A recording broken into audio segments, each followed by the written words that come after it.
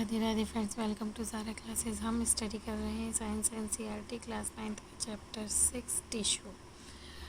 इसका हमने animal tissue तक स्टडी कर लिया था। आज पढ़ेंगे एपिथेलियल टिश्यू क्या होता है। यही एनिमल टिश्यूज़ में ही आता है।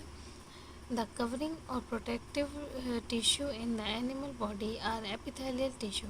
Epithelium covers most organs and cavity within the body. यानी कि जो कवरिंग या प्रोटेक्टिव टिश्यू होता है वही एपिथेलियल टिश्यू होता है एनिमल बॉडी में। ये कवर करता है बहुत सारे ऑर्गन्स को, यहाँ तक कि जो यदि हमारी बॉडी में कोई कैविटीज़ वगैरह है उसको भी। It also form a barrier to keep different body system separate. और इसके साथ साथ एक बैरियर भी बनाता है अलग अलग बॉडी सिस्टम को, उनको सेपरेट करने के लिए। The skin, the lining of the mouth, the lining of blood vessels along lung alveoli and kidney tubules are made up of epithelial tissue. यानी कि जैसे कि हमारे स्किन है, माउथ की लाइनिंग है, ब्लड वेसल्स हैं, लंग्स एल्वेओली है, किडनी ट्यूबल से, ये सारे जो हैं ये एपिथेलियल टिश्यू से ही बनते हैं। Epithelial tissue cell are tightly packed and form a continuous seat.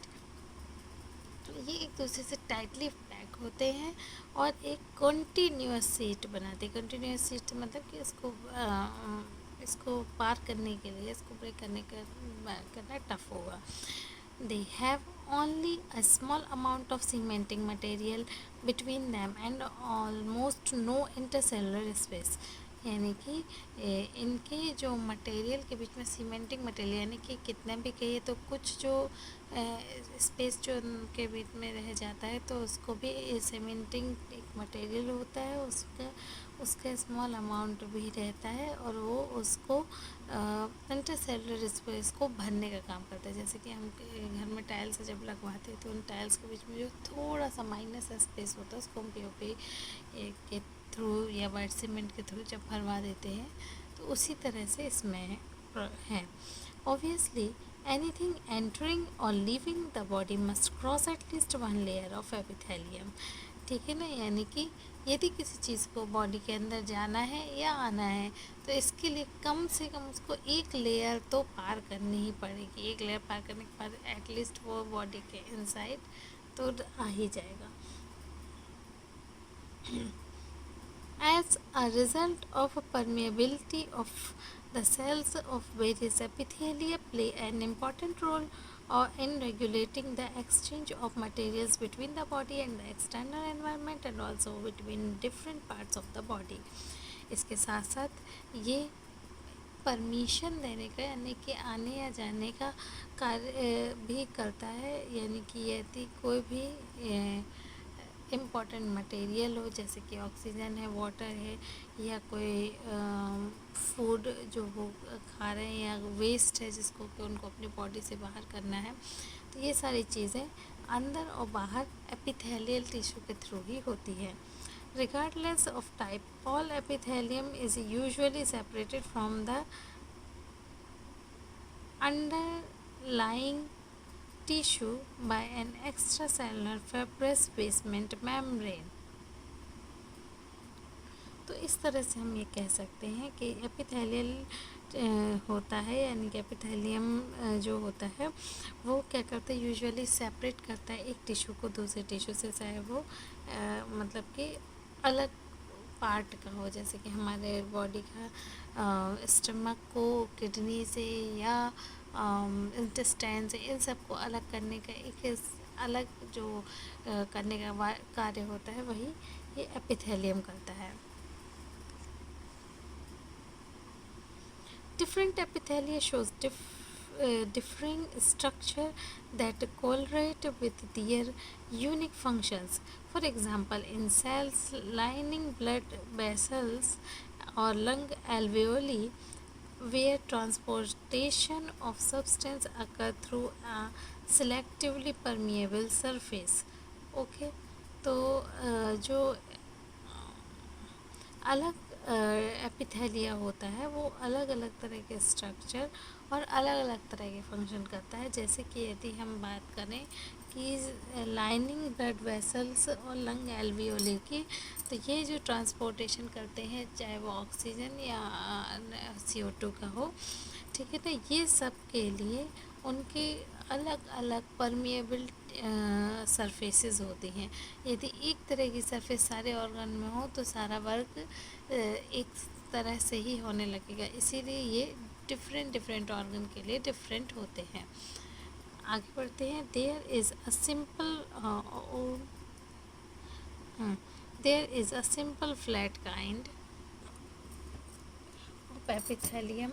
This is called the simple squamous epithelium. Squama means scale of skin. Okay, तो इसी को सिंपल स्क्वेमस एपिथेलियम कहा जाता है, जहाँ पर स्क्वेमा का मीन होता है scale of the skin. Simple squamous epithelium cells are extremely thin and flat and form a delicate lining. ये जो सिंपल स्क्वेमस एपिथेलियल सेल होते हैं, ये बहुत ही पतले, चपटे, फ्लैट, एकदम फ्लैट और एक डेलीगेट लाइनिंग बनाने का काम करते हैं। The oesophagus and the lining of mouth are also covered with squamous epithelium. जो हमारी ऑसोफेगस है या हमारा माउथ जो है वो लाइनिंग से कवर्ड है, इसको क्या कहा जाता है? Epithelium. The skin which protect the body is also made of squamous epithelium. वो स्किन जो कि हमारी बॉडी को प्रोटेक्ट करती है, ये भी स्क्वेमस एपिथेलियम से बनी है। Skin epithelial cells are arranged in many layers to prevent wear and tear. ठीक है, तो हमारी स्किन जो होती है वो हमारी बॉडी को क्या पूरी तरह से प्रोटेक्ट करने का, चाहे वो कुछ वेयर एंड टियर से, मतलब हर तरह की चीज़ों से, चाहे वो चोट हो, चाहे किसी भी तरह का उसके ऊपर इफ़ेक्ट आ रहा हो, तो ये भी स्क्वेमस एपिथेलियम से बनता है। The epithelium is called stratified squamous epithelium, since they are arrange in the pattern of layers. अब यहाँ पर क्या होता है कि ये जो एपिथेलियल टिश्यू हैं, ये कैसे होते हैं? पैटर्न ऑफ लेयर का एक प्रॉपर पैटर्न होता है, उस पर बेस्ड होते हैं, इसीलिए इसको स्ट्रैटिफाइड स्क्वेमस एपिथेलियम कहा जाता है। Where absorption and secretion occur as the intercellular lining of the intestine, tall epithelial cells are present.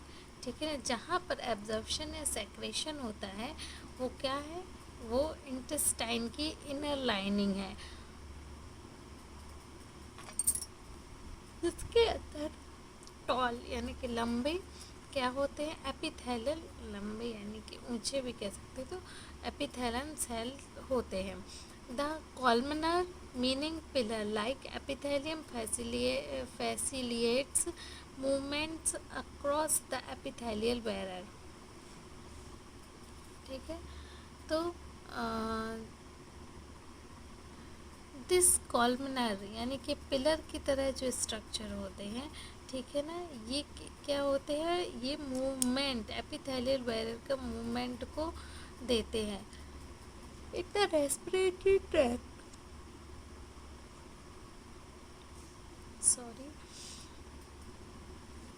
respiratory tract, the columnar epithelium tissue also has cilia, which are hair-like projections on the outer surface of epithelial cell.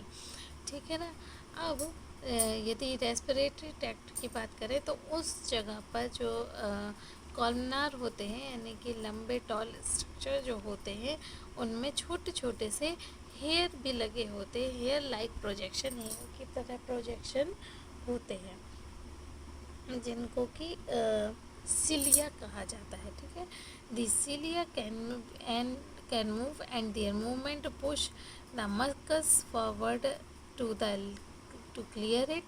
This type of epithelium is the ciliated columnar epithelium. ठीक है ना, ये cell जो सेलिया है ये क्या करता है, मूव करता है, मूव कर सकता है। इसके साथ साथ ये म्यूकस को भी फॉरवर्ड कर सकता है, म्यूकस को भी फॉरवर्ड कर सकता है। इस तरह के एपिथेलियम को क्या कहा जाता है, कॉलमनार एपिथेलियम कहा जाता है। Cuboidal epithelium, which cubes with cube-shaped cells from the lining of kidney tubules and duct of salivary glands, where it provides mechanical support. ठीक है, क्यूबॉइडल एपिथेलियम यानी कि क्यूब की शेप की तरह, क्यूब के शेप की तरह जो एपिथेलियम होता है ये क्या करता है, किडनी ट्यूबल्स पर लाइनिंग देता है। उसके साथ साथ ये सैलिवरी ग्लैंड को भी डक्ट करता है, where it provides mechanical support, यानी कि इस जगह पर ये क्या करता है, मैकेनिकल सपोर्ट देता है। Epithelial cells often acquire additional specialization as gland cells, which can secrete substances at the epithelial surface. ठीक है, जो एपिथेलियल सेल्स होते हैं वो क्या होते हैं, एक स्पेशलाइजेशन रखते हैं जिसको कि ग्लैंड सेल्स कहते हैं। यानी कि ये सब्सटेंस जो होते हैं ये क्या करते हैं, सेक्रेट करने के, किसी तरह के सब्सटेंस को सेक्रेट करने का काम करते हैं। Sometimes a portion of the epithelial tissue folds inward and the multicellular gland is formed. ठीक है ना, फिर क्या, कभी कभी क्या होता है कि एपिथेलियल टिश्यू का जो पोर्शन है वो अपने आप ही इनवर्ड, अंदर की तरफ फोल्ड हो जाता है। ठीक है,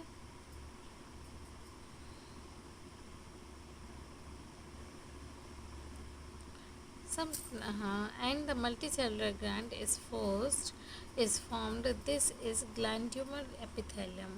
ठीक है ना, कह रही जब आप जिससे एपिथेलियम पे वर्क कर रहे हैं वो क्लोज हो जाए और अलग से रहे, और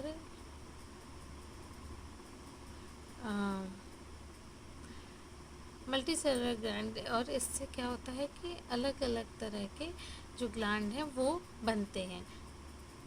इसको ग्लैंड्यूलर एपिथेलियम कहा जाता है। तो इस तरह से ये जो एपिथेलियल टिश्यू है ये हमने क्लियर किया है। अब हम जो पढ़ेंगे, हम पढ़ेंगे कनेक्टिव टिश्यू। कनेक्टिव टिश्यू के बाद हमारे पास आएगी मस्क्यूलर टिश्यू। ठीक है, तो आज के लिए इतना ही। यदि आपको क्लास पसंद आई हो, कुछ समझ में आया तो please like share and subscribe my channel. Thank you once again. Radhe Radhe.